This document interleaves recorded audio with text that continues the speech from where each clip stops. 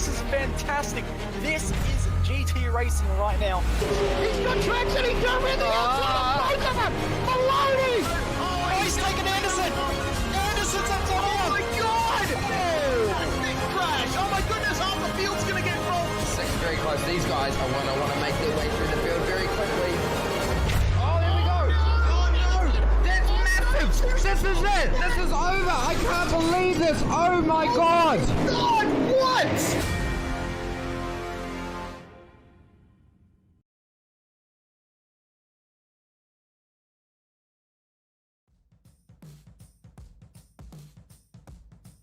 Round 3 of the Ozicar Formula 4 Series, and we're delighted to be bringing you coverage here on Simspeed all around the internet. Well, the F4 car has been really exciting in Aussie car competition, now into its second series, super close racing. It's great to be here at Donington Park for this third round on the national circuit. It means we should squeeze plenty of laps into all of our races. David Haynes here, joined by Jason Fewens, Jay Kennedy producing. Jason, it's a car that really wants to slipstream, and on the national layout here of Donington, I think we've got just the right length of straights, the right average speeds to keep everyone close, but without it being dangerous. Yeah, thanks, David. Good evening, everyone. Donington's one of those tracks that doesn't matter what vehicle you put on, it tends to produce really good racing, whether it be four wheels or two. So, like you said, tonight, slipstreaming and group packs is pretty well a guaranteed effect, I think. We've got a fairly large field of 25 cars here tonight. It is a shortened version, so a little chicane that leads onto the straights can be really critical to get that run down into turn one. And of course, carrying mid-corner speed is going to be a very important part the drivers need to keep in the back of their mind to carry that speed and potentially get a run on the car in front. This is how the points stand after the first two rounds. Ewan Baker from James Chastano, from Julian Kleinbusink, Thomas Hinz, Braden Martin, Ali Imran Karuden, Brody Shepherd, Jared Thomas, Darren Tune, and Liam Banks is our top 10. Someone will stop me if I'm wrong. Thomas Hinz, our defending champion, in fourth there. Well, he's got the car number one, so that backs me up, gives me some confidence, but it's been pretty tough going in the opening rounds. Almost every race, 10 drivers in with a chance of the win. It's tough to always come out on top in a situation like that. That's how the points stand coming into this round 3. Here's what the races are going to look like tonight. 3 of them. 15-minute race into a 15-minute race with the reverse top 12, into a 15-minute final feature race. 3 15-minute races, but it's that top 12 reverse grid in race 2 that really can spice things up a little bit. Yeah, it gives some of the drivers that aren't necessarily at the pointy end of the field all the time some exposure and some experience up the front. And we have seen in the past it's actually mixed up the results quite a little bit. So it's a good little curveball that the Aussie Car Formula 4 Series provides. And I think tonight's not going to be any different. Interesting weather for the UK. 18 in the air. Yeah, nice, but quite a hot track. It'll be interesting with these short races, how that goes as far as tyre warm-up, tyre temperature build-up, change of grip over the stints potentially. Well, qualifying has just wrapped up. Let's take a look at that grid. Ewan Baker on pole from Braden Martin, Julian Kleinbusink there in third, Jared Thomas fourth, Brody Shepherd and Thomas Hinz are row number 3. Then Darren Tune, Adrian Duke, James Chastanoff, Luke Vist, Brody Tressida, and Liam Banks are our top 12. Rolling across the beige, Nathan Verney doing a good result in P13, Dennis Hancock to his right. Off the next row, Sean McKenzie, Warren Henry, John Snell and Roy Clark out of P18. Some of the drives are already gridding up, so we're not far to go. Darren Shannon's back after a bit of an absence. He's in position 19 tonight with Leon Williams. Ira Felberg out of 21 with Sean Doyle in the 22 car by his side as well. Peter Wilkinson, a fan favourite, out of position 23 with Daniel Fritz directly to his right-hand side as well. And Peter Bowling, the last of our qualifiers, car number 25 tonight, starting from the back of the grid. Well, for all of our races, it will be a standing start. Race 1 here in order of how they just qualified. Race 2, of course, then takes the results of this race with a top 12 inversion.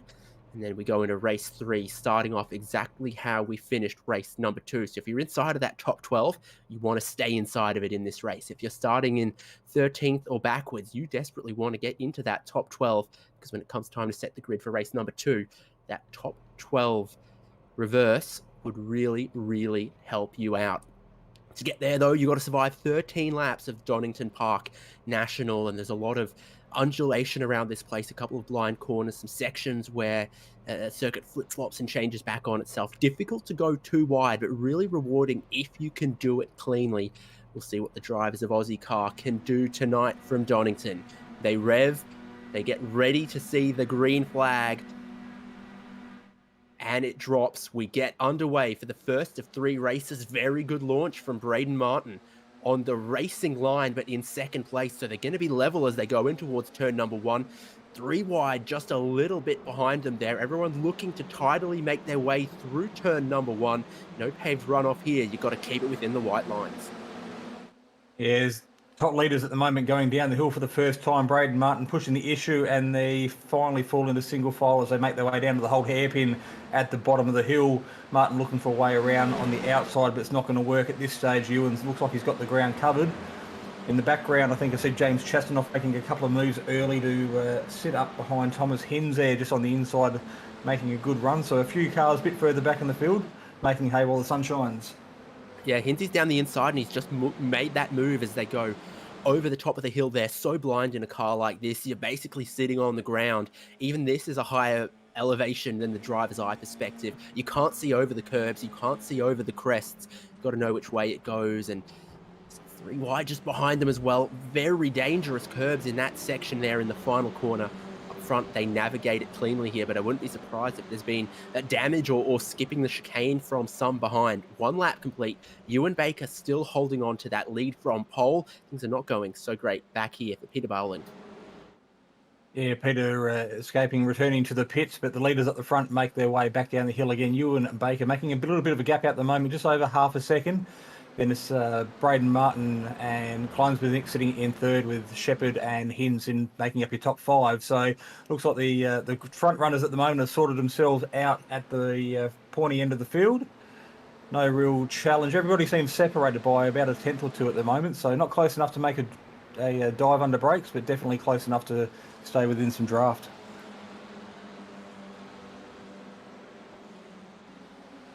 Loving the style of racing so far. Here's what happened a little deeper in the field coming into the final chicane.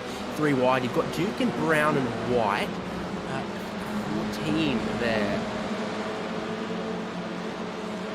Yeah, Liam Banks a little out wide, getting across the curb, and Brody Shepherd then rear-ending him as the car was almost tobogganed, bottomed out, no drive through there. So Adrian Duke coming off best. The Shepherd, I think he might have had a bit of damage on the nose. So very busy here in the back of the field as the drivers make their way around to complete lap number 2. Roy Clark having a bit of a look down the inside. Looks like he gets the job done and falls back into position. But it's pretty well single file for most of the field as they make their way down through the sweeping left and right handers down into this tight right hander. Very, very critical to get a good run out of here. Carrying a lot of mid-corner speed up underneath the bridge. Oh, that's out wide. That's the grass and that's the gravel. For Darren Schoon, he's racing pretty high up here, honestly, and in battle there with Adrian Duke. Luke Fist, he's gone backwards. Another one of these great overtaking opportunities. Oh, drama. Hancock has spun it around there as he's come over the crest. A little tight on the racing line and looped it there as he's tried to make sure he didn't make contact with any of the other drivers, but very costly in a super close sprint racing format like this. Baker out front has had his lead nibbled away at by the group behind. He's not shaking off Martin, Kleinbusink, Hinds, Chastanoff or Shepherd. But this is sort of 13th, 22nd here. All of that part of the field, very, very close. This is Duke, sandwiched between Quist and Schoon. Look like Duke's got a pretty good run. Get down the bottom of the hill. He's tucked underneath that triple 1 car of Luke Quist, looking for a way around the outside. He's looking pretty racy at the moment. See if he can put Quist under a little bit of pressure. Quist holding his nerve nicely as they make the way out of there, carrying good corner speed. Up to this blind right-handed crest. A lot of this is trust and faith in the cars around you, and you've really got to nail that turning point or else you find yourself out in the dirt and the gravel. So although 3 drivers on screen at the moment looking like they nailed it perfectly, making their way down the back straight into the last chicane, quick right left as they make their way through now. These cars aren't very well suited to riding a lot of curbs, so you've got to use as much as the track as you can without pushing those limits too far. Tune definitely looking at a way to try to attack Adrian Duke if he can. Got a good run towards the national chicane that time, but wasn't able to get alongside far enough to try to outbrake and take that position away. You do need to be quite alongside, as you've seen, it's single file through there, and the curb on the exit, pretty nasty. Baker and Martin getting a little bit closer. It looks like Braden Martin's closed that gap in. As you can see on the relative, it's down to 0.2 of a second now. So Martin getting absolutely every little bit of draft he can, smelling the fumes of Ewan Baker, the car in front. We're already on the end of lap 5 of 13 here in race number 1. So there's not a lot of time for these drivers to stop and actually take a breath and enjoy this English countryside scenery, because they have their hands full. Just over a minute per lap here as they make their way across the finish line to complete lap number 5. It's one thing to be close, but tough to overtake. The key opportunities are turn 1 there, and also into the national chicane, and both of them you've got to be alongside getting towards the braking zone, not enough to just have a dive.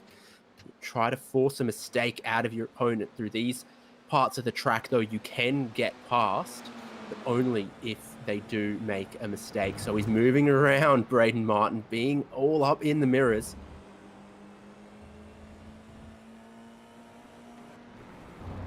We jump on board, just sitting above Braden, watching the action unfold. You can see that gap in front. Pretty well the same it was the last time around. So these drivers very, very similar pace. Braden just pulling out of the draft, having a bit of a look, moving around in the mirrors. So Ewan's definitely watching what's happening behind him. They make their way through this national chicane again, just nice and smooth. Try and keep off that red sausage curb on the inside.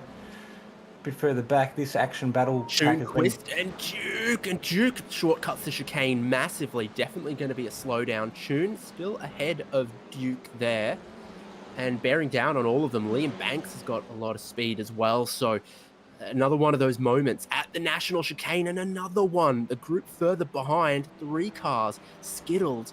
Snell, one of the white knuckle cars, and the 198 there of Leon Williams, Mr. Sheepy. I think that might have been Sean Doyle there in the white knuckle racing, just sitting out in the grass. So his #1 fan over on YouTube tonight, probably not celebrating. Oh, there's been action at the front. Baker That's our from the race lead. leader. Braden Martin through into the lead as a mistake for Ewan Baker. Sees him spearing off at the bottom of the hill. Has he, like I said a couple laps ago, just pushed a little too hard in that section of the circuit? So easy to get your tyres just a tiny bit in the grass and loop it around on the exit there. You see how often people dig up the dirt on the backside of some of those exit curves. So Ewan rejoining the race back in P14, so a substantial points loss there. We'll just jump on board at the replay and get exactly an idea of how this all unfolded. Looks like Braden was a bit far back to be part of that. It was just pressure applied. Ewan finding a little bit of dirt on the outside of the circuit, and that's all she wrote. Yeah, just a little bit of a slide, and then touch the grass with the rear, and immediately lets go on him and puts the pole sitter, championship leader, all the way back to 13th place. Critically, he's going to want to get back inside of that top 12 by the end of this race, isn't he? Yeah, he's sitting in a pretty good position. He's only 8 tenths away from the car in front, and that is car of P12. So at this rate, he's going to find himself, if not on the front row for race number 2, pretty well close to it. So not all lost. It's all down to the final here tonight, but unfortunately, it's not part of Ewan's plan, I'm sure. This is Sean Doyle. He gets in super hot, gets it all up on the curb. Drivers around have to try to avoid him. Not successful on 2 counts.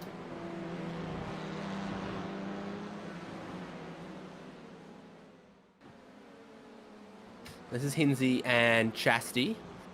Hins and Chastanoff. They try to go side by side through there, give as much space as possible, and that's how Chastity got in front, but then Brody Shepherd wants part of this as well. He's not in the end able to get through, but a great battle for the final podium position. 3 wide into turn 1. Ends with his nose back in front by the end of it as well. Great battle. Yeah, we saw Thomas have a little bit of bad luck at Snetterton there, I think in race number 2 a fortnight ago. So his championship campaign took a real bad hit last week. So he's probably got not a lot to lose tonight and plenty to gain. So some really good racing from those guys up the front of the field. So we just have a bit further back in the field. Looks like someone from second. He's just dropped back as well. He's had a problem potentially relatively similar to Baker. So Hinz has gone through in a second, Chastanov up into third. Here's what happened. In pursuit of the lead, Kleinbusink, a little bit of the inside curb, a little bit of the outside curb, and the dirt, loops it around. Stylish recovery, but what was the battle for third, they all come steaming through. So Braden Martin suddenly with a 4-second lead because no one else around him wants to keep it on the pavement. So we're on to lap 10 of 13 already, so we are getting down, dwindling the laps down in race number 1, the first of the 3 sprint races here tonight. We jumped back on board what was our pole sitter, Ewan Baker. He's up into that P12 position now, getting plenty of pressure applied from Luke Quist behind. We can see Luke darting around underneath his rear wing. But I'm sure at this point of the race, Ewan's going to have his eyes penciled on the car in front of Nathan Verney and doing his best what he can to reel in that locked-on Formula 4. Oh, he's going to have a little bit of help with that. As you see, that's just one of the most challenging corners on this circuit. Looks simple, but it's not. It's a little bit off camber as well, just to hurt. This is the battle over pole position in race number 2. At the moment, Baker in 12th has got it. Verney's not going to want to drop out of that top 12 as he looks to clean off his tyres a little bit, gets hot into the final chicane, gets the exit curb, and he is going to drop out of that top 12. Baker through into 11th, Quist through into the reverse grid pole. Nathan Verney, no biscuits. Now just highlights highlights exactly what a little bit of a mistake can do. But Liam Banks out on the grass on the right-hand side of the exit of turn 1 as well. So you can see him dropping down the race order. For second, Hinz on the inside, Chastanov swooping around the outside and up into that second place. You can go a little wide of the apex there as it cambers off towards the apex. So you can go around the outside. Brody Shepherd watching on, but Chastanov and Hinzy, they've gone back and forth a couple of times in this race so far. Yeah, as we get ready to cross the line with only a couple of laps to go, the leader's already caught a couple of lap cars in front. You can just see him there. So as the laps dwindle down, lap traffic just may play a part in the final grid positions or podium positions for race number 1. We'll have to wait and see how this unfolds. Drivers traditionally using a little bit of that pit exit to open up the entry of turn 1. Not unlike using the pit entry to open up the exit of the final corner at Sandown, maybe even. And the elevation change making things so difficult in parts of this track here. You see off the road in front of them.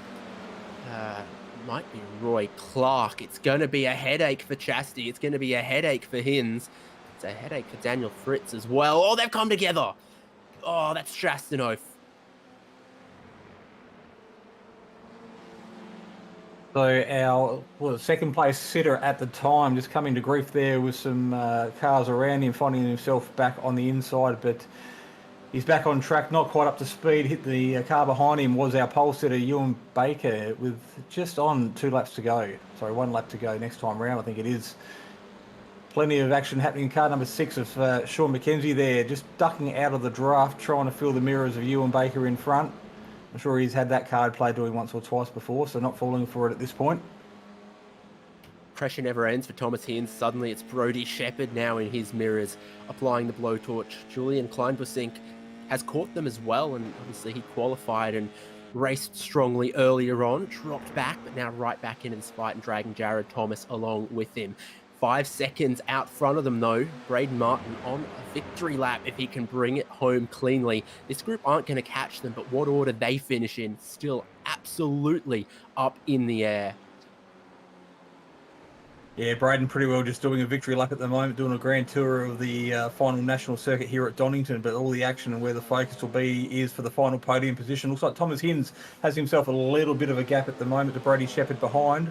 With just a chicane to go, things may not change, but as they cross the line for the race 1 winner, Braden Martin, car 09, celebrates with a weave across the line. He secures a race win.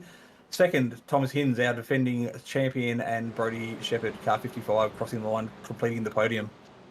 For the reverse grid pole, Nathan Verney's dropped out of the top 12, losing big time on the final lap as the rest of the field come to take the checkered flag. It's Warren Henry who's currently in that 12th position, looking to benefit greatly from the reverse top 12 grid and battling all the way to the checkered flag.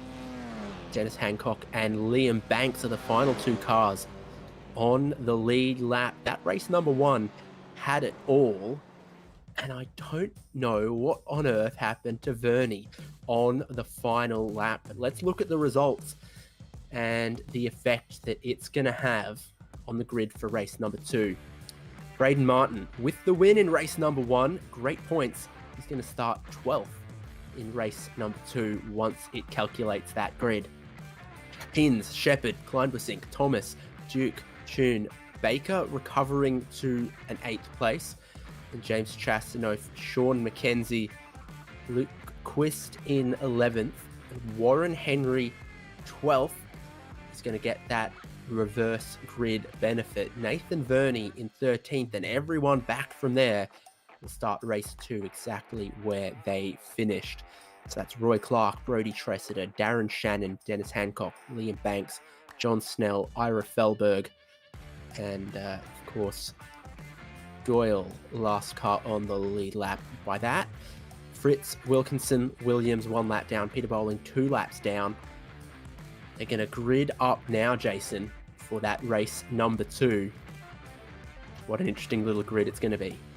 Yeah, like we selected or suggested earlier on in the broadcast, the race starting grid positions for race number 2 is going to be quite mixed up a little bit, but they are, again, not a lot of time to stop and regroup. They're already starting to apply themselves back onto the grid. We just have a quick look here.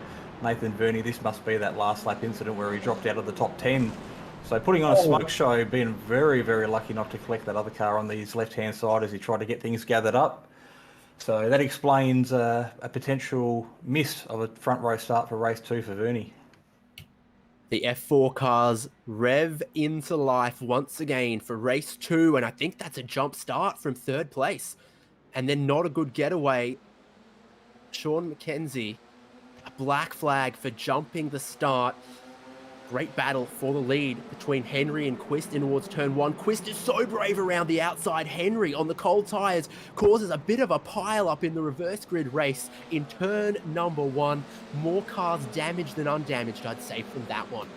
Yeah, car 42 Chastanoff doing his best impersonation of a ball rolling down a hill, finding himself upside down, bouncing along. And is that our leader out in front using track limits and then some? The 111 car of Luke Quist out in front at the moment. So he's making a bit of a break at the moment, but one of our biggest movers was our pole sitter for race number 1 in Ewan Baker, already up to P2. Track conditions unchanged, still cool in the air but warm on the track, but you see immediately the cold tyres catching the drivers out, very different to how they just finished race number 1. You sort of catch out your pole sitter, and for Luke Quist, it almost caught him out at the old hairpin as well. Fritz is around struggling with his tyre grip as well. They've all gone nuts on lap 1, but Quist, Baker, Hinds, the top 3, great ability to cut through that carnage for Baker and Hinds. Yeah, what are you going to remember is a lot of these drivers have just come off a sprint race where they're... He's just come from 12th on the grid to 4th.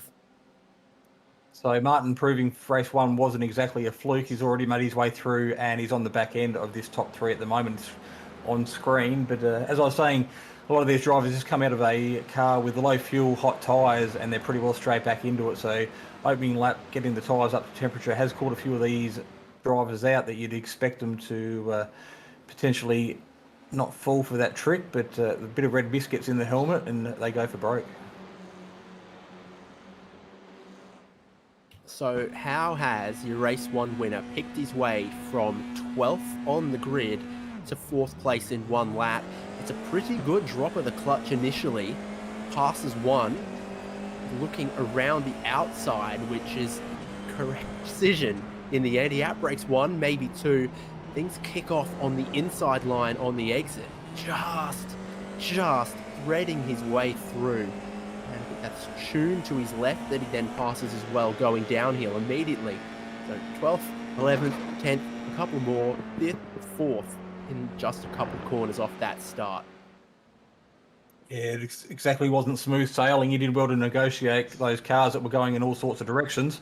Ewan Baker off onto the dirt, taking the speedway style line underneath the bridge. Going to lose a heck of a lot of time to those around him on track. Manages to keep it off the wall and keep a car in one piece. But after a big moves early on in the race, Ewan Baker find himself unstuck here on lap 3.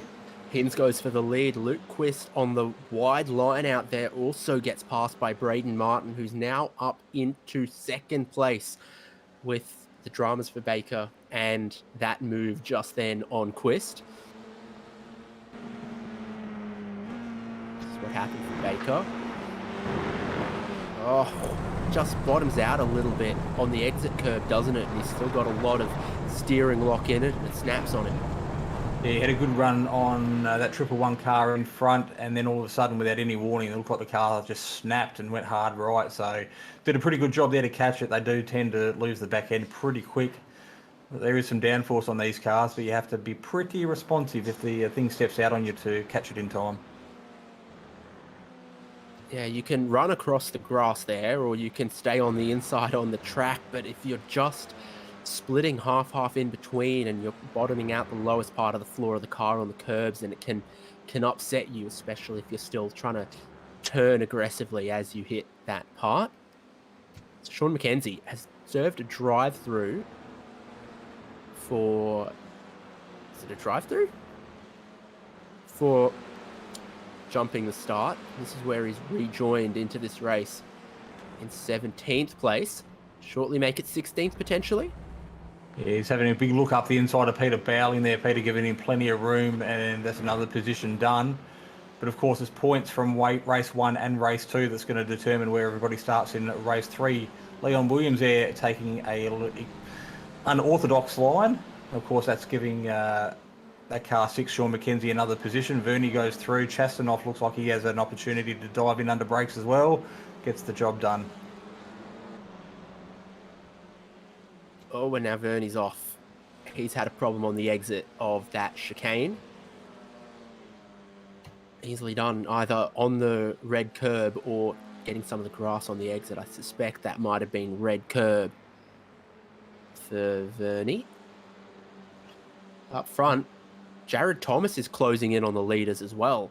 So it is all compressing on the lead, as tends to happen with the way the slipstream works in these cars. It's worth half a second a lap or so, maybe sometimes a little bit more. Not always easy to pass, but you get within 1 second and it just brings you into the pack racing. So Hinsey kicked the tail out, trying to put the power down there as well. Yeah, Martin applying plenty of pressure there in P2, just as he did in race number 1. And of course, you saw the back end of the car there from Thomas Hinz getting a little bit squirrely. The fuel burn is starting to get a little bit lighter now as well. So they might just have to start adjusting their brake points and their turning points a little more. And we can see making their way under the bridge now. The gap between 2nd back to 3rd there is just out to over half a second. So at the moment, the top 2 making a little bit of a break. And you've got Quist, Tune and Thomas there battling for the last spot on the podium. Dangerous there for Hinz, as you see, he just clips some of the dirt. That's the dangerous amount to take. He is definitely under pressure from the race 1 winner. Maybe the Donington Master if he keeps this up. Again, just showing the nose, but realizing he doesn't have enough overlap into the final chicane. You just got to try to force a mistake out of the other guy, like he got from Ewan Baker in race 1. Aiming for, again, 3rds. Dropped back a little bit. Quist feeling pressure from Tune, then Jared Thomas, and gosh, Ewan Baker's only a 1.5 seconds behind that as well. This battling group looks a lot like Darren Shannon, John Snell, and Roy Clark over 9th, 10th, 11th, and no more reverse grids to calculate. The result of this race 2 carries directly over into the grid of race number 3. Yeah, so we're not just battling for the podium positions, they're also battling for spots inside the top 10 there with a couple of banner cars. And there's some more action up the front. This is the final spot on the podium that we were talking about. Tune makes his way through on Quist, and Thomas looks like he could be in for a showing here as well.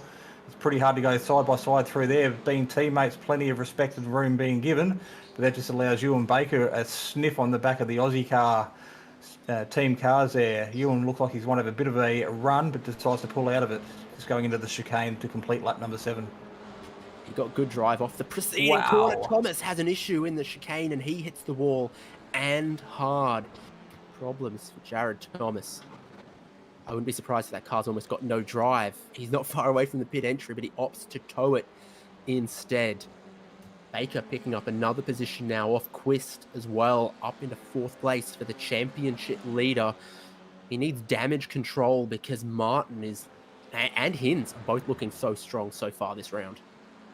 Yeah, of course, for those that tune in regularly, both Martin and Hinz did come together at Snetterton there 2 weeks ago, so they will have that fresh in their mind. I think Martin just might play it pretty safe. I think he was the instigator of that contact last round, so I'm sure he will had nightmares the last 2 weeks of that and doesn't want to have a reoccurrence. But by the same token, he's taken a win in race number 1. He'd be pretty hungry to stand on that podium and stamp his dominance in race number 2, ready for our final 15-lap feature.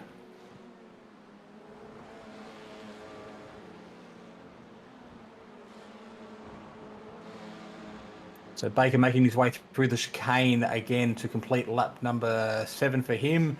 See another car diving into the pits there, and an unorthodox pit stop, but all the action back out on track using the pit exit and then some. There is a slowdown out there for those drivers that get a little bit liberal and take it for granted, but it looks like the drivers on screen at the moment managed to do it successfully without picking themselves up a little penalty.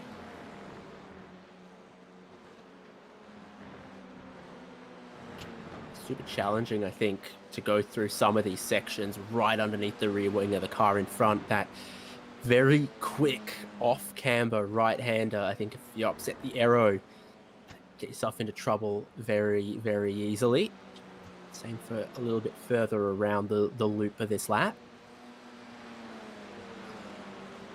Looking at Roy Clark here, who's passed John Snell, and I think is trying to shape up Shannon next. Yeah, so Roy Clark finishing 14th in race number 1, so he's up into the top 10 now, so climbed up 5 positions here in race number 2, so he'll be looking to hang on and complete a top 10 finish here, put him in good stead for the final race. Looks like one of the locked-on cars, 42, James Chastanoff, facing the wrong way, so a night to forget for him. Potentially, dirt on the outside of that right-hand sweep has claimed another victim. If I had $1 for every locked-on car we've seen backwards there, You'd have $3.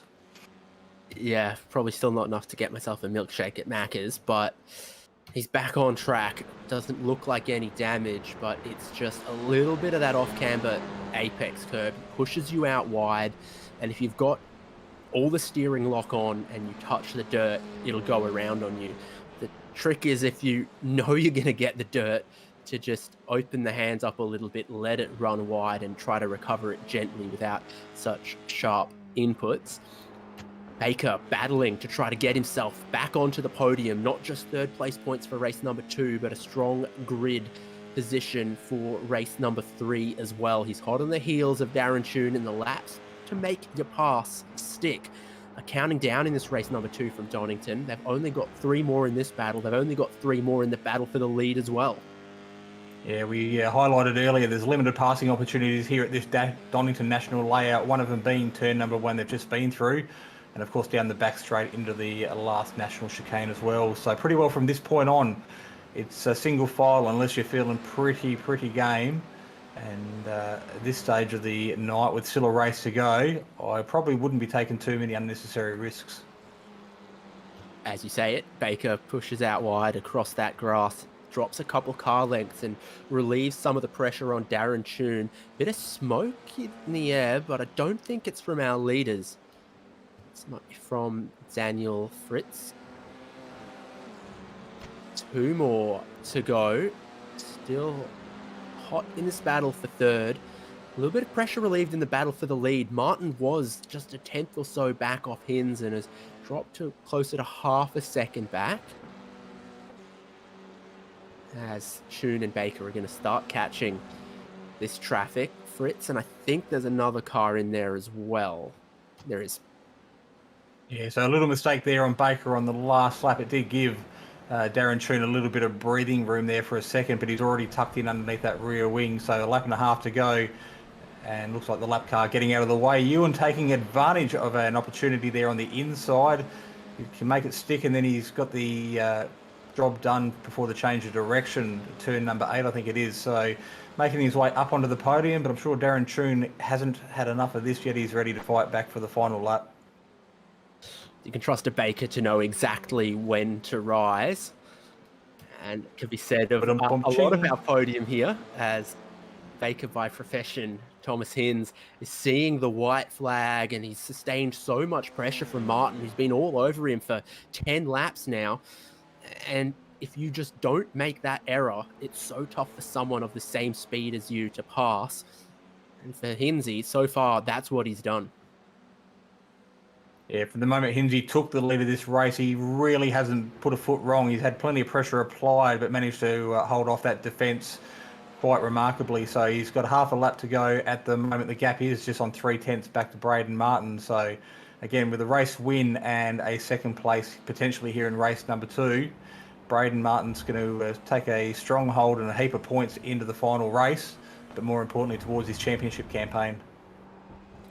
And grid spot number 2 is the grippy side of the racetrack. Martin's had some really good launches so far as well, so I don't think second place is a bad place to start from him. So you can go around the outside of turn 1 on lap 1 as well sometimes, but no mistakes, no errors from Thomas Hinz just yet. Keep it on the road, don't make me look like an idiot now. And the checkered flag is out for him. The defending champion wins race number 2, gets himself the pole position for race number 3, and he's already celebrating, I think. Yeah. So a bit sure further what it looks like. In the field, Ewan Baker, they're doing enough to secure third with Darren Toon. But the racing's still happening further back on track as they make their way down the final straight. At the moment, car number 23 on screen. It's John Snell under a little bit of pressure from the 822 Dennis Hancock. Roy Clark doing his best impression of a car facing the wrong way, losing a couple of positions there right at the end, and it looks like one of the high-tech cars as well, sitting there in the grass facing the wrong way. Bit of a funny spot to be. Peter Bowling in the car at 9.9. Oh, he's going to lose one to the line here. The checkered flag and the timing is where Barney is. And I think Duke's pipped him. But I don't think they're actually on the same lap. But Duke still pipped him. Car 72 crossing the line as well, a lot further down the field, but completing at race number 2 here at Donington Park tonight for the Ozicar Formula 4 Series. And Dave, you can run through our race 2 winners. Super close in the end, and it was that way for 10 laps or so. Thomas Hinz sustains the pressure from Braden Martin, and Ewan Baker fights back through the field to claim a podium spot. Darren Toon, Luke Quist, Brodie Tressida, Sean Doyle, Darren Shannon, Julian Kleinbesink, and John Snell completing that top 10. Just outside of it, Dennis Hancock, Peter Wilkinson, Roy Clark, Sean McKenzie with the penalty for jumping the start. And then Adrian Duke, Nathan Verney, James Chastanoff, Ira Felberg, Leon Williams. Last cars on the lead lap by that count. Warren Henry involved in that big lap 1 shunt, not converting his pole position to the result that he would have wanted as he finishes 20th. Ahead of also 1 lap down, Jared Thomas, Daniel Fritz, Brodie Shepherd. 3 laps down for Peter Bowling, and Liam Banks, I think, pretty well parking that thing. Yeah, Liam, an early retirement for race number 2, but showing some good speed throughout the course of the night. So there is an opportunity to redeem himself again for race number 3. We'll be back for that pretty shortly around here at this Donington circuit. Another 15-lap feature race here this evening on Simspeed TV. This is the Ozicar Formula 4 Series at Donington Park National Layout. Racing isn't easy, but experiencing it is. iRacing puts you in the driver's seat with the industry's leading sim racing game. Drive on laser scan replicas of the greatest racing circuits from around the world. Go head-to-head against other drivers chosen by skill-based matchmaking to ensure competitive racing at every level. Compete across all your favorite series. In officially licensed cars, engineered to deliver the most accurate driving experience possible.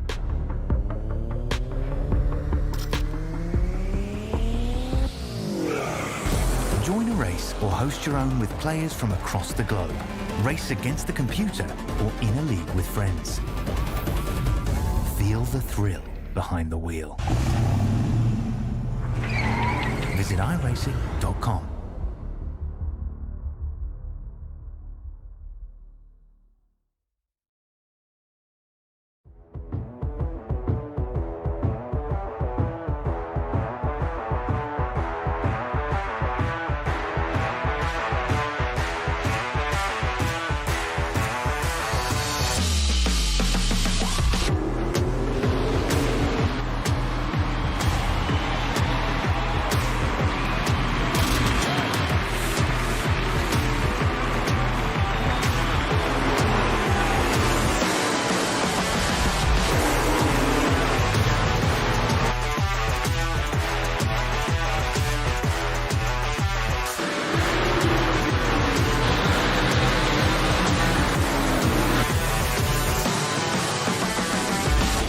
World of Outlaws Dirt Racing is available now.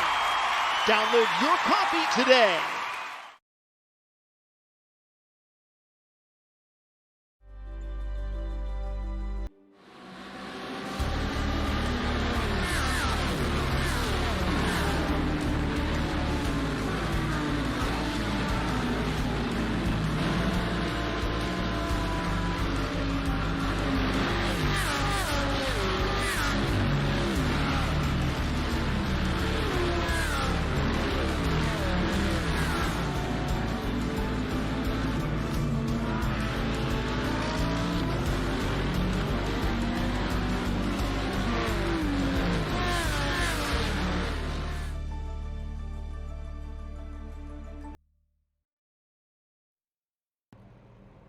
Well, welcome back to our coverage of Ozicar F4. Quick replay of Race 2's race start. There's Sean McKenzie, just a little jump start, dropping the clutch a little early and then not even taking any of that advantage or playing on, but it triggers a little bit of a concertina in the field. Quist's going around the outside of Henry here, who then lost it. He was sideways, blocking about half of the track as the whole field really struggled to avoid.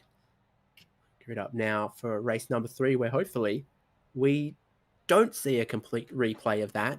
What we will have, though, is Thomas Hinz on the pole position, but Braden Martin fast starting on that second place on the grid, which is on the gripped up racing line. And you've definitely seen the run from starting grid in towards turn number 1 is enough that a good start can maybe net you a position or two. We're about to find out as they rev up for the final race from Donington Park in Ozicar F4, and it is another great start from Braden Martin. Not a great one from Thomas Hinz, as Ewan Baker's already all over the both of them as well. 3 of them fighting for the lead in towards turn number 1. Great angle from Braden Martin trying to challenge around the outside the long way. Tires cold again. Cars moving around drastically. How much risk are you willing to take on lap 1 for Braden Martin? Enough to go through into the lead. Yeah, it looks like they're making their way down the hill. There's a locked-on car that's out wide at the bottom of the hill at the old hairpin, losing a heap of track time. But one of the big movers early on in the race is car number 42, James Chasanoff. So showed plenty of speed earlier on tonight. Got caught up in that lap 1 incident, race number 2. And they're getting another move done there on the inside of Sean McKenzie, I think it is.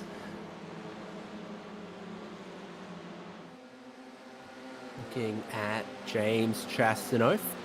But just behind him, his teammate Nathan Verney under an immense amount of pressure there from Mackenzie and Jared Thomas. Can you get around the outside here? Will be very tough to do. Darren Shannon, the driver, cutting the chicane there and paying a very, very big price for it. One lap completed. Certainly plenty of drama in that one lap of the national layout of Donington Circuit. Verney and Thomas, some of the big movers in that middle part of the field, but at the front, my goodness, does it look similar to how they finished race number 2, except the other way around. Martin leads from Hinz, Baker and Quist right in touch. Sean Doyle, there's a lot happening in his mirrors in 6th place. Kleinbussink and Tune, some of the quicker drivers we've seen in these F4 cars, and he's trying to hold them back. Over the crest and into a long right-hander. Your drive off that corner, so important, because if you get a good run and the driver in front of you doesn't, you can pass down into the chicane here. Kleinbussink, he's going to have a look. He's going to have to break in so deep. Does he keep it on the road? He does. He manages to pull that off. Tunes around, and there's a flip from Roy Clark. Drama in the final chicane. Yeah, Roy Clark sitting in the middle of the track doing his impersonation as a turtle as cars left, right and centre make evasive action out of the chicane. That's not the way he wanted to end lap number 2 so early on here in the feature race. A few cars might have been caught up in that, but unfortunately that's his race probably done. If you don't land on the wheels, you're not getting back racing in a hurry, that's for sure. All of that around the middle of the field in that chicane. Some of it starts here. You can see there's a lot happening. 3 wide, of course, always ends well. We all know that. Whoa. Tune was already off the road ahead of them as well. And I think went on behind as well. Never boring here at Donington. It's Kleinbussink in 5th with Tressida, Doyle and Chastanov behind. Chastanov's come from, I'm doing maths in my head live on air, 17th on the grid to that 8th place that he currently runs right now. And he's looking quick enough for a top 5. Yeah, of course, Chastanov teamed up with our race 1 winner, Braden Martin. So after a couple of unfortunate races earlier on tonight, they've got their team championship to keep in mind as well. It's not just all about the drivers' championship. So pretty healthy lead at the moment in that aspect. So they probably don't want to relinquish that by a bad performance. So Chastanov doing a good result to redeem himself and currently sit inside the top 10. Martin in the lead, feeling the pressure, running middle of the road. As Thomas Hinz decides, yes, I will have a look for the lead. Ewan Baker watches on, knowing that he stands to gain if these two collide or go offline, as they have. Martin successfully defends his position. The attempt puts Hinz on the back foot. Baker in a position where you can overtake going around the outside of this turn number 1, but he doesn't appear like he wants to.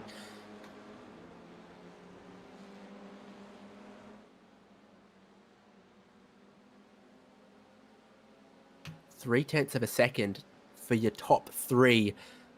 They are wing to wing to wing to wing, and all 3 of them you would you'd feel like could win this one. Ewan Baker, championship leader, pole sitter.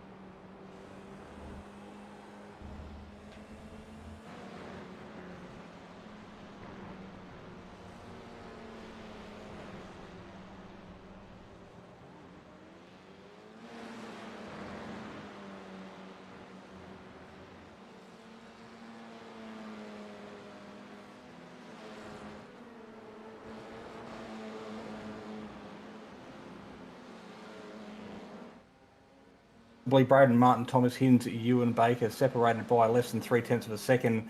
Then it's back to Luke Quist sitting in P4 at the moment. Then Julian Klosbernik in P5. He's up from P9 at the start of the race.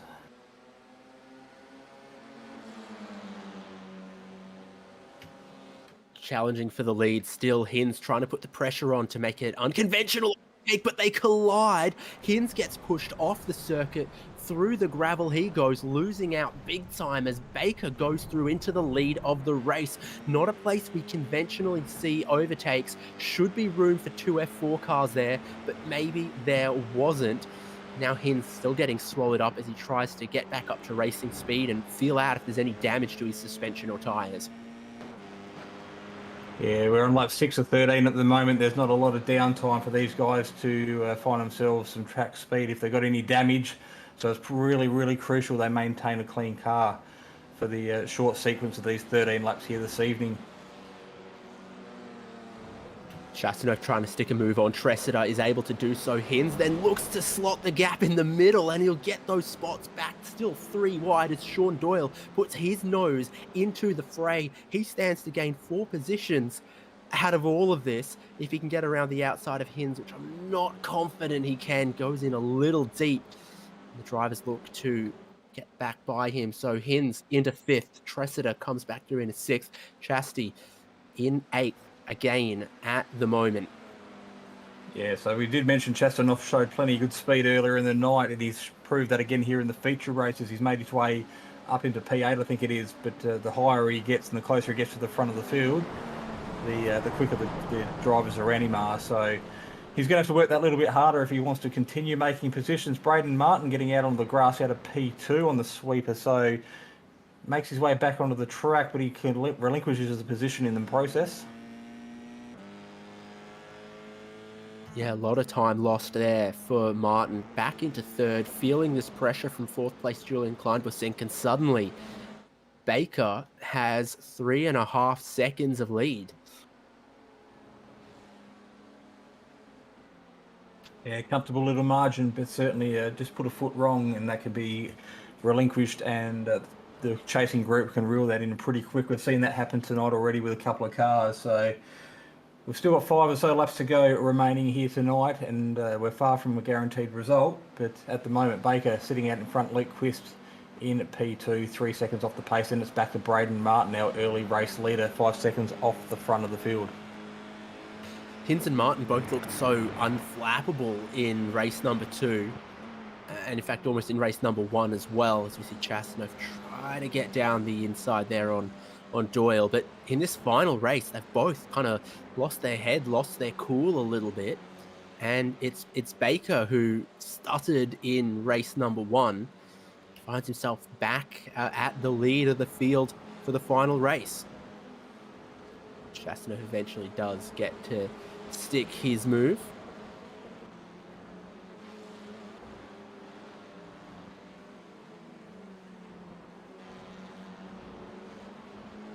John Snellgar making his way through to complete another lap, currently back in P12. So a late night for him over across the ditch in Auckland, New Zealand. But again, one of our Aussie car regulars, faithfully here every fortnight, putting on a show for us here on Simspeed TV.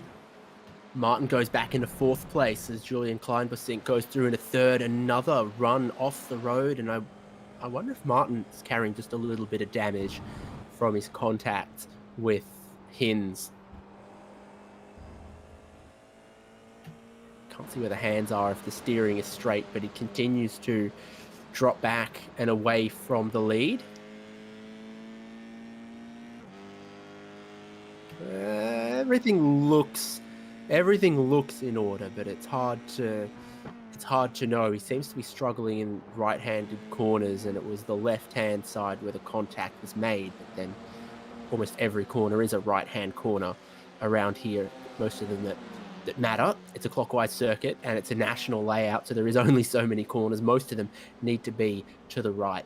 4-way battle pack in towards the long right-handed turn number 1, and Brody Shepherd's moving around a little bit in the mirrors. It's a lap down car of Peter Bowling that's off the road there, and just hoping that he can pick up a couple of spots with 4 laps to go for the perspective of these guys. So a few cars out on track at the moment, providing pretty good battles up the pointy end of the field. The leaders out in front by 4.5 seconds. So you've got to go back to position 7 and 8 before they're separated by less than half a second.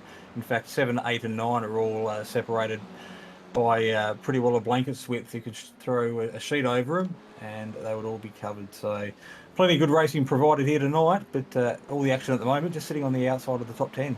Chastanov with an ambitious move down the inside of the national chicane, and Brodie Tressida kind of feels like he has to yield in that situation. He does, and immediately the pressure is on him from Doyle, and then on him from Shepherd. Again, nothing to cover this top four. They all fan out, all looking to get down the inside. Doyle might just do it. Shepherd doesn't want to be the one to go 3 wide and take out his teammate. That often makes things awkward. But for Chastanov, able to work his way back to front in this pack, up into 6th place now. Yeah, a little bit of breathing room for Chastanov now. He just managed to stretch those legs a little bit. But you'll still be well aware of the battle that's forming behind him and making his way through turn 8 here. We saw him come unstuck in race number 2 by dropping 2 wheels out on the left-hand dirt. Manages to make his way through there without incident this time round. So his eyes will be forward to catching the car in front that is some 2 seconds down the road. So there's Quist in second is no longer. Now he is again, as they almost touch in the final corner in a 3-way fight for second place. Quist had second, came under pressure from Kleinbusink, sustained the pressure, and now Martin jumps back through into 3rd place again. 2 laps to go and it's all change. Yeah, well, we were focusing a bit further back in the field. The battle for the 2nd, 3rd and 4th is really heating up here in the dying laps of the feature race here tonight. So the 111 car, Ozicar Racing, leading the way, but Braden Martin there sitting in his shadow along with Julian Kleiswinnik, looking pretty hungry to secure that spot on the podium. Watch out, Thomas Hinz will join them as well. There he is, just in the back a shot. The white flag waiting for your leader, Ewan Baker, waiting for this battle pack as well. And Kleinbusink thought he was a shoe-in for 2nd place here. The move didn't work. They all lost a second and a half, and it brought this whole pack right back together. Quist looking to hold on. There are angry Hornets. Last lap, final race. In behind him. Great run out of that final corner from Hinz, who might be able to stick some pressure on in the final lap. He's looking down the inside of turn number 1. No overlap, but he really wants to get down the inside, and so he will. Too much drive on the outside line for Kleinbusink, though. Yeah, this just might play into Braden Martin's hands if Hinsey puts a little bit of pressure on the 77 there in P4 at the moment. Looks like 2nd and 3rd just stretch that gap out a little bit as Braden Martin runs wide, pushing the track boundaries, looking for any traction he can. Has a sneaky look down the inside, but doesn't get the move done. Martin's looking for anything unconventional to put the pressure on Quist. Both of them have a slow run off the corner. Kleinbusink looks up the inside. Hinz puts his nose into a closing wedge. Kleinbusink pushes out wide. Martin and Hinz back down the inside, and they are going to be side by side, bearing down on Martin. Ewan Baker, great comeback drive, will take the win and the points in the final race. Where they finish behind them is all up for grabs as there's contact. Martin sideways, off the road. Kleinbusink shortcuts, needs to clear the slowdown before he takes the checkered flag or he'll be penalised. Chastanov scoots through into 4th. My goodness, contact at the last hurdle. Yeah, it looks like Hinsey there just might have got caught out by an early braking, Braden Martin being on the inside. And of course, the contact was made. So I'm sure the stewards will have a look at that at the end of the night. But mixed results there, and of course, James Chastanov doing a pretty good job there to sneak through, being the circumstance or the victim of positive circumstances. I don't think Luke Quist looks too mad about what happened behind him. He's relatively pleased with 2nd place. And Ewan Baker, I'm sure, is not disappointed with that win either. 7.6 seconds in the end. And we did have a little drag race at the end there where Darren Shannon just managed to pip John Snell with the drive off the final corner in their battle, 13th, 14th. That final corner, final lap, what happened?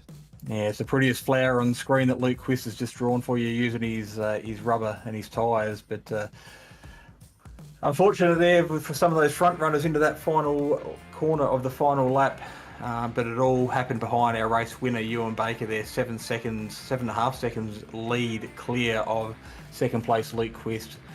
Thomas Hinz was of third car across the line, followed closely by James Chastanoff, separated by just under half a tenth of a second. So Sean Doyle doing a really good job. I'm sure he'll be happy with that. A strong 5th place result for him.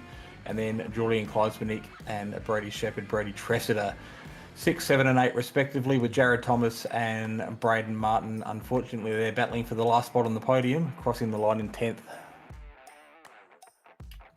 Yeah, indeed. A lot of time lost on that final lap for him.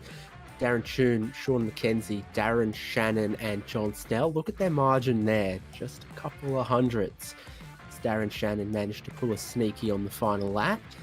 And then Warren Henry, Nathan Verney, Daniel Fritz, Leon Williams, Peter Wilkinson, and Dennis Hancock to 20th place. Final finishing cars in race 3 were Ira Felberg, Roy Clark, and Peter Bowling. We did not see Adrian Duke or Liam Banks. Hopefully we will see a little look at Martin and Hinz and Kleinbusink in the final corner, because I think Quist just had second place covered off in that fight, but third, fourth, fifth, a little bit of contact on the way into the corner. Kleinbusink shortcutted the chicane, lost 2 spots. Hinz appears to have gotten away without any loss, and for Braden Martin, quite a lot of time lost as he was stopped and sideways off the circuit. Yeah, there'll be quite a bit to unfold and unravel from that little incident, but of course no malice there, I'm sure, between any of those drivers. It's just a circumstance of open wheel racing, and a lot of these drivers racing so close together, so it's unfortunate. We don't want to see anybody make contact like that, but by the same token provides plenty of good racing, and of course no doubt will give the championship points a good shake-up. Ooh. Yeah, so Kleinbusink has nothing to do with it. He's on the racing line. The other two are a car width to the inside. Martin in front of Hinz. And it's Martin and Hinz that make contact. They managed to avoid doing it in race number 2, but they've done it twice in race number 3. But who have we got, Jason? Well, we've got our race 3 winner here tonight. We'll drag him up into the commentary box, and I'll throw over the microphone to you, Dave. You can have a chat with our race 3 feature winner tonight, Ewan Baker.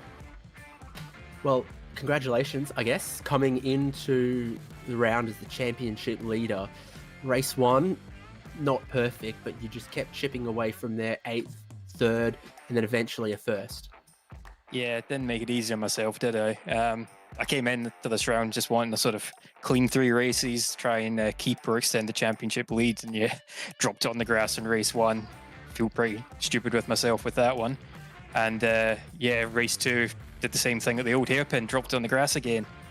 But no, I got quite fortunate in that last race. I saw Braden and Hinsey duking it out up front, and I was just waiting for the inevitable crunch, which did end up happening. And yeah, fortunately snuck through and took maybe not a deserved win, but certainly a well-needed one for my championship. Donington National, I love it. How have you found it? It's always been a great track. I think it's the superior of the two of the layouts. I think the hairpins of the Grand Prix circuit really ruined the flow, whereas the chicane at the back, it's a good challenge just to get it hooked in and drive through onto the front straight again. So yeah, fantastic little track. Well, it wasn't necessarily kind to you immediately in this round, but by the end it was treating you better. Martin has come on strong. Hinz defending champ. I mean, I think it's all heating up towards the back end of this championship. Oh, absolutely. There's no shortage of fast guys. I mean, you just need to look at the qualifying times. I think there was, maybe 0.4 of a second covering the top 8 or so drivers. Like, it is absolutely insane, the pace that's out here. And yeah, race 1, Braden right behind me, keeping the pressure on. Like, you could just not shake him. He's so quick. Well, congratulations on that feature win. Well done, and look forward to seeing you next time out at Brands Hatch. Thank you very much. I'm looking forward to it. There we go. Race 3 winning Ewan Baker. And Jason. I've jumped out of the commentary box, gone for a run down to the garages, and I have come across I don't believe that. Feature race second place getter tonight, Luke Quist in the 111 car. Luke, welcome to Simspeed TV. Bit of a mixed night for you tonight, qualifying back in 10th, but then once the moment lights went green, you put on a pretty strong show, particularly in races 2 and 3. Yeah, cheers, mate. Yeah, pretty lucky. I think this will be the first and only time I'll be tasting some of the chocolates here, mate, on the top steps. But I got a bit lucky and was just concentrating on trying to drive clean, really. So the race 1 result, you finished at 11th, which put you in a pretty good position, a front row start for race number 2, and then you capitalise there with another good, strong result, finishing inside the top 5. And of course, plenty of action unfolded in the dying laps here tonight of the feature race. But managing to secure a really strong result. So you can see your celebrations at the end of the race there. Pretty happy with the result, no doubt. Yeah, definitely. Thought I'd throw a bit of rubber down. Like I said, probably the first and only time I'll be occupying some of these steps up here. But no, it was good fun. I think I just got a bit lucky with obviously some events, people crashing at good times and just trying to keep clean. So that was great fun. Yeah, there's plenty of action tonight, lots of cars getting loose out in the dirt, and I don't think I've actually managed to catch you facing the wrong way at all throughout the whole night, so of course that was probably playing a pretty large part in your success here this evening, but the national layout proved pretty popular format for some of these Formula 4 drivers. Yeah, it's a good track. It's challenging as well, especially with the double right-hander, the blind entries. So it's a good, simple pump track, but challenging. It's good. So after a strong result here, we've got 2 more rounds remaining in the series. We're off to Alton Park for an Enduro, I think it is, for the next round. Brands Hatch for the next round. So is there any game plan, or are you just going to rock up and see how the cards fall? Yeah, game plan is to put as many laps in as I can, and so it's kind of robotic in the race. But yeah, just obviously keep clean where you can and let the law of averages play out. Well, tonight those law of averages certainly played in your favour, so congratulations on a strong result. I'm sure Ira will be rapt to see the Ozicar racing team up there with a good points haul this evening. So now's the time to ask for a pay rise. So double or nothing still is potentially nothing, but I'm sure you'll take that success and that enthusiasm into our next round at Brands Hatch next week. Sorry, in a fortnight's time. Yeah, thanks, mate. And I'll just take the opportunity. You guys do a great job as well, Ira and everybody. And obviously, as Simspeed, it's a great package. It's enjoyable to watch after you've had a race as well. So, doing a great job. Thanks very much for that, Luke. That's our second place getter tonight. Again, very, very happy, no doubt, with his result, finishing a strong second place and good points all towards his championship campaign. So a 5th and a 2nd there to finish off the night. So well done, Luke Quist and the guys at Ozicar. Thanks, guys. Yeah. Rightio, David. I reckon you might have gone for a wander yourself and you found a driver out there wondering what could have been in the form of Braden Martin. Yeah, I found a driver wondering maybe what could have been in the final race in the form of Braden Martin, but a strong showing out of the first 2 races. Yeah, thanks, boys. It's nice to talk to you, Hainsey. I mean, I've always been here. You just got to finish on the podium. Well, normally if I ever do it, it's second. It's definitely never first, so... I couldn't help but notice, just winding back to some of our race starts, really great launch off the line from you. I mean, these F4 cars, they're a paddle shifter. There's not too much going on in the launch procedure, but you got something just a little above everyone else. Yeah, it's funny because I've sort of had good starts in all of the races, and I hadn't actually really practiced a start before round 1. But yeah, it's just full throttle and get the clutch in the right spot, and away you go. There you have it. Not many easy overtaking opportunities around Donington National, but there are a couple. Yeah, it's actually really tricky. That second race, I just the real main two overtaking spots that are, without sort of significant danger, obviously the chicane and then maybe into turn 1. And I just could never get a good enough run out of Redmayne, I think it is, to get in front of Hinsey or get alongside to sort of pressure him into sort of giving up the position. So that second race was just, needed about another 50 or 75 meters on the straight to get anything done. It's just really hard when everyone was such equivalent pace. But yeah, it was really fun racing. To be honest, it's a bit of a shame it ended the way it did, but I killed Hinsey last round, and I'm sure he just made a mistake this week. So it happens. It's racing. Yes. Second season of Ozicar F4 and first. It's First. It's the second season of Ozicar F4, yes. And you got some teammates in this that have been very competitive in Ozicar in past, but you're kind of showing Chastity and others where the pace is at. Well, not so much. Maybe a little bit tonight, but not so much last round. I think Chastity was sitting second in the championship before tonight, so definitely wasn't showing him up, but he only just got his rig set up. He just moved house, so I'll forgive him for this week. I'm sure he'll be back better next round. Well, congrats to you on a first and a second, and we'll maybe forget about the other. Yeah, put it to the side. I was not really expecting to get any wins in this series before it started, so yeah, won't complain too much. Hopefully, I know Hinsey's probably feeling a little bit disappointed, so hopefully he comes back next week. I really enjoyed that second race with him, so definitely no hard feelings, and hopefully we see him back out on the grid.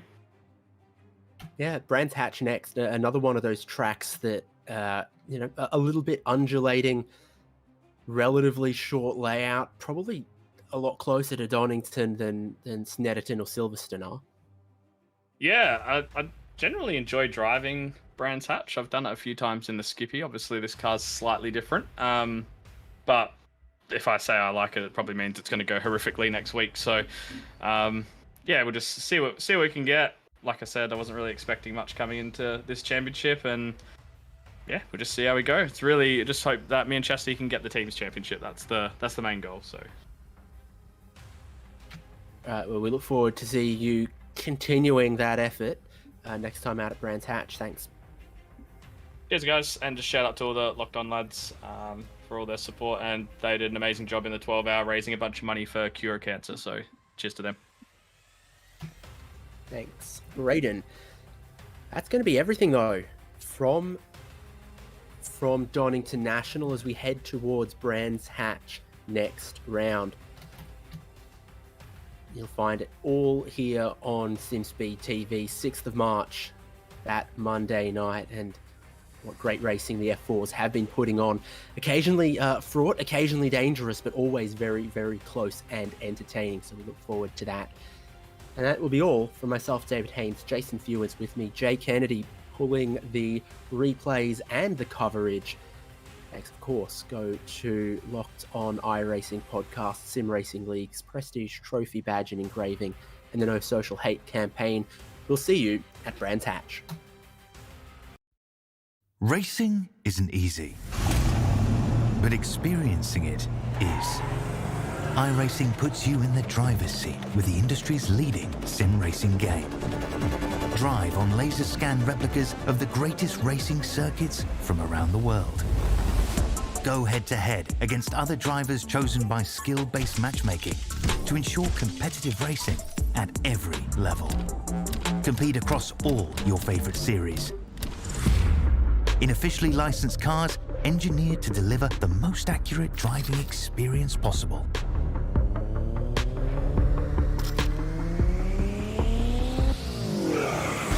Join a race or host your own with players from across the globe. Race against the computer or in a league with friends. Feel the thrill behind the wheel. Visit iRacing.com.